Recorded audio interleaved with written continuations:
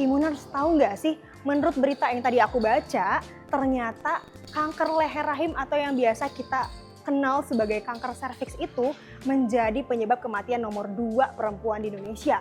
Dan menurut data kesehatan dan WHO, lebih dari 36.000 kanker serviks itu kasusnya masuk ke Indonesia. Dan sayangnya nih ya, 20.000 perempuan meninggal dunia dikarenakan kanker serviks itu. Serem banget ya? Padahal kanker serviks itu dapat dicegah dan dideteksi dari awal. Karena itu udah ada metode screening yang pemeriksaannya itu cuma dengan pengambilan sampel urin. Jadi nggak bikin kita takut karena ngeceknya cuma dari urin doang nih. Nah, maka dari itu hari ini kita langsung aja ngobrol-ngobrol bareng Immune Advisor Dr. Dino SPOG. So jangan kemana-mana.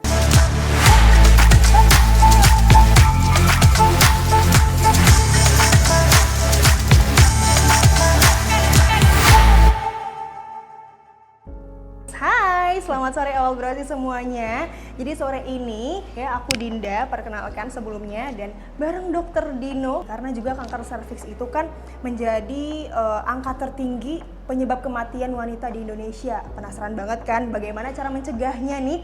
Langsung aja kita mau tanya-tanya Dr. Dino ya Dok ya.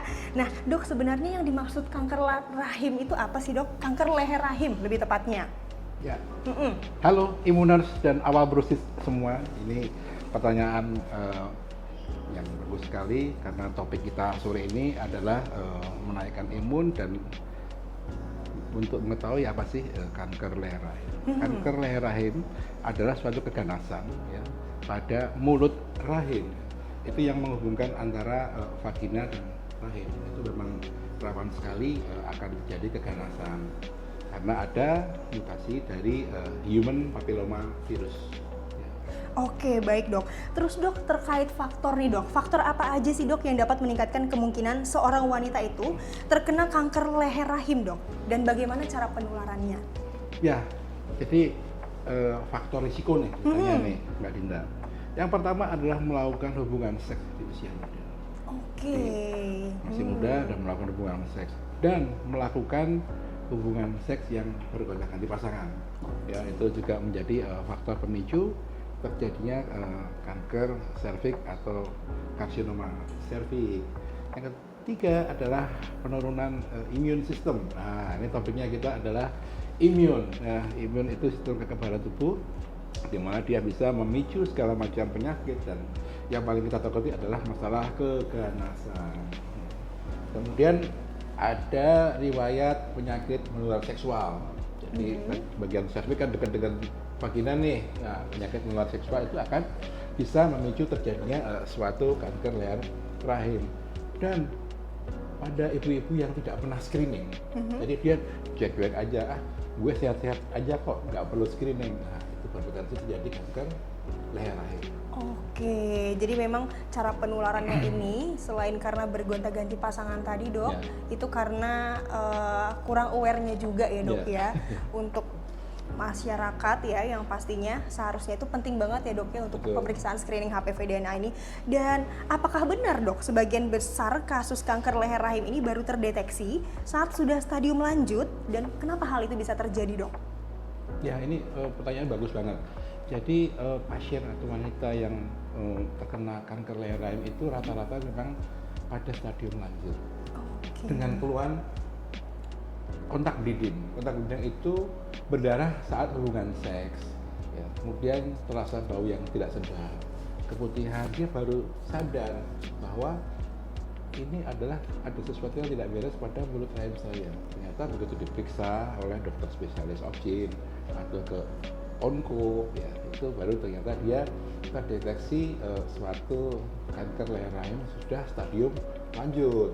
Ya, jadi seperti itu yang bahaya di situ. Nah, jadi kita nggak pernah screening, santai aja. Kalau ada keluhan baru bingung. Nah, pas banget nih Dok.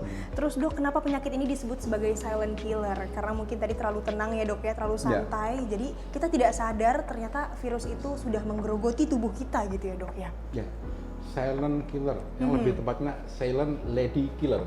Oke, karena khusus perempuan ya, ini Dok. yang bisa mati karena Nah. penyakit itu adalah perempuan, karena yang punya cervix itu adalah perempuan. Baik. Dikatakan silent killer adalah penyakit yang diam-diam mematikan. Karena begitu diketahui sudah stadium lanjut, dia akan bermetastasis, menyebar. Nah, penyebarannya itu bisa kemana-mana, Mbak. Oke. Begitu udah menyebar, udah nggak bisa diantisipasi, udah nggak bisa dioperasi, biasanya di atas stadium 2B ya. Kalau memang sudah menyebar harus segera diobatin. Tapi alangkah baiknya yaitu di screening lebih awal supaya tidak terjadi kematian akibat penyakit ini. Oke, jadi memang sangat penting ya, Dok, untuk deteksi dini Iya. itu terkait kanker leher rahim sendiri. Dan juga di Indonesia nih, Dok, metode screening apa aja sih, Dok, yang umum digunakan untuk mendeteksi kanker leher rahim itu, Dok? Ya, kanker leher rahim itu bisa dideteksi dengan yang paling gampang pap smear. Oke. Seorang wanita yang sudah pernah berhubungan seks ya, ya sebaiknya dilakukan pap smear untuk melakukan evaluasi ya, itu yang awal-awal. Kemudian bisa juga di puskesmas sudah banyak dilakukan tes IVA. Apa tuh IVA? Inspeksi visual swasta. Jadi kalau ditotol itu di mulut rahimnya, kalau ada putih berarti ada curiga kelainan. Kemudian bisa juga dengan tes HPV DNA. Ya, tes HPV DNA itu adalah suatu proses yang untuk mendeteksi keberadaan virus HPV yang merupakan penyebab dari kanker. Nah, kemudian ini yang terbaru nih. Oke, apa itu, Dok? Juga, Wow. tes urin HPV DNA. Nah, ini murah, simple, cepat, dan tingkat akurasinya 98%. Wow. Jadi masalah spesifisitas dan sensitivitasnya tidak perlu dilakukan lagi. Lebih nyaman ya, Dok, pastinya karena hanya menggunakan urin tanpa memasukkan alat ke Yes. leher rahim itu sendiri gitu ya, Dok ya. Dan juga menarik sih, Dok, sebenarnya ada screening yang menggunakan urin karena sebagian besar dari kami, Dok, menunda screening itu karena takut dan risih gitu, Dok. Terutama juga saya. Jadi bagaimana cara kerja screening kanker leher rahim ini, Dok? Ya, screening menggunakan urin sebagai untuk mendiagnosis atau melihat apakah ada abnormalitas pada cervix kita. Ya itu saya baca di literatur cukup signifikan dan cukup bisa untuk dijadikan guidance bahwa cervix kita dalam keadaan baik-baik aja, apalagi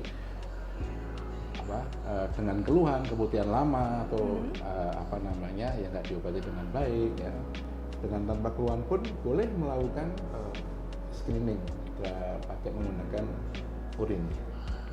Oke, terus dokter tadi udah sempat bilang untuk screening menggunakan urin ini tingkat akurasinya sekitar 99% ya, Dok ya. Iya. Berarti itu bisa dibilang akurat dong, Dok? Ya, kalau sudah value-nya segitu ya cukup akurat. Artinya ada 2% yang miss dari screening HPV DNA ini. Oke, lalu Dok, untuk screening menggunakan urin ini tadi, Dok, menarik nih, saya jadi tertarik ya. Dan siapa saja sih, Dok, dan dari usia berapa tahun disarankan untuk menjalani screening menggunakan urin ini? Ya, screening menggunakan urin ini ya, mau yang sudah menstruasi atau istilahnya bahasa medisnya sudah menars, boleh melakukan screening. Apalagi kalau ada riwayat keluarga, orang tua atau tante atau siapa yang pernah terdiagnostik sebagai penderita karsinoma cervix, itu nggak ada salahnya di screening. Oh, murah kok. Oke, lalu Dok, apakah tes urin ini bisa dilakukan secara mandiri di rumah atau tetap perlu dilakukan di fasilitas kesehatan nih, Dok, kira-kira? Nah, itu sebenarnya bisa dilakukan di rumah, tapi ada beberapa edukasi ya, mau dilakukan di rumah sakit dengan bimbingan dokter spesialis orsi lebih baik. Ya. Oke. Tapi kalau mau coba untuk screening di rumah sih nggak ada salahnya, kan sensitivitasnya 98%. Betul. Ya, boleh-boleh aja. Tapi kalau saya mending lebih nyamannya sih langsung ke fasilitas kesehatan atau rumah sakit terdekat Ya. aja ya, Dok ya. Ke awal beras pastinya. Dan ini, Dok, selain screening nih, Dok, apa sih langkah-langkah lain yang dapat dilakukan untuk mencegah kanker leher rahim itu, Dok? Yang pertama adalah hindari stres. Oh, itu Hindari utama ya, stres, Dok? karena stres itu akan mendepres imun. Oke. Yang pertama, hindari stres. Kemudian perbaiki lifestyle, pola hidup sehat ya, dengan makan makanan yang bergizi, dari merokok dan lain-lain, olahraga yang teratur itu cukup mampu untuk meningkatkan sistem imun kita. Oke, baik dok. Terus juga tidur cukup, apakah itu berpengaruh dok? Karena kan juga banyak sekali anak-anak muda sekarang ini yang hobi banget begadang dok. Ataupun kalau memang mereka nggak mau begadang, memang mereka tuh susah tidur gitu dok. Sulit tidur atau insomnia. Nah, apakah itu menjadi salah satu penyebabnya dok? Ya, kurang tidur memicu terjadinya penurunan imun, pasti. Ya, karena tubuh kita itu perlu rest, perlu recycling dari metabolisme. Jadi kalau kurang tidur itu berhubungan dengan penurunan sistem imun. Vaksinasi sendiri itu bisa diberikan sejak usia berapa tahun nih dok? Saya baca di literatur 9 tahun. 9 tahun dok ya? Udah bisa. Oke, yang saya tahu juga infonya sih mulai dari 9 tahun memang sudah bisa diberlakukan dok. Ditambah juga beberapa sekolah ini dok, di SMP gitu sudah diberlakukan juga dok untuk HPV program pemerintah.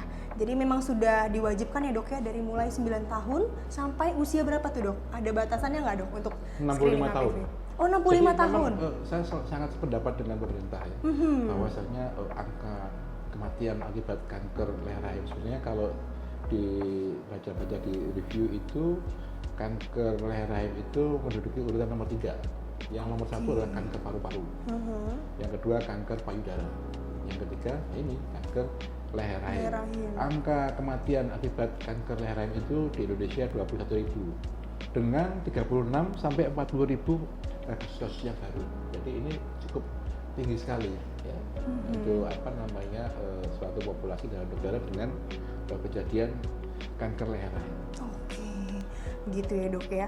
Lalu dok untuk di Batam sendiri nih dok, mungkin awal brosis ya dan juga Immuners pengen tahu juga nih untuk screening ini dok bisa kita lakukan di mana dok? Update imun dengan imunisasi HPV ini. Ya, yang pertama adalah di fasilitas layanan kesehatan yang peduli terhadap kasus deteksi dini kanker leher rahim.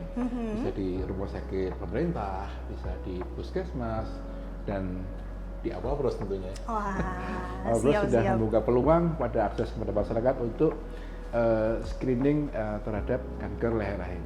Baik dok, lalu dok yang terakhir nih dok, apa pesan utama yang ingin disampaikan kepada para wanita Indonesia terkait pentingnya deteksi dini dan pencegahan kanker leher rahim ini dok? Ya, hai Immuners, hai Awalbrosis, bahwa kanker leher rahim itu bisa dicegah asal bisa dideteksi lebih dini dan bisa disembuhkan bila sejak awal kita sudah tahu ya. Jangan menunggu ada gejala muncul baru periksa, itu salah. Jadi screening awal itu lebih baik, mencegah lebih baik daripada mengobati. Sayangi diri Anda seperti menyayangi keluarga Anda. Mari sama-sama kita peduli dan screening terhadap bahaya kanker leher rahim. Oke, luar biasa. Dok, terima kasih banyak. Awalbrosis dan juga Immuners, jangan lupa untuk hadir di acara kita Women and Hope Expo 2025 di Wyndham Hotel Panbil Batam ya.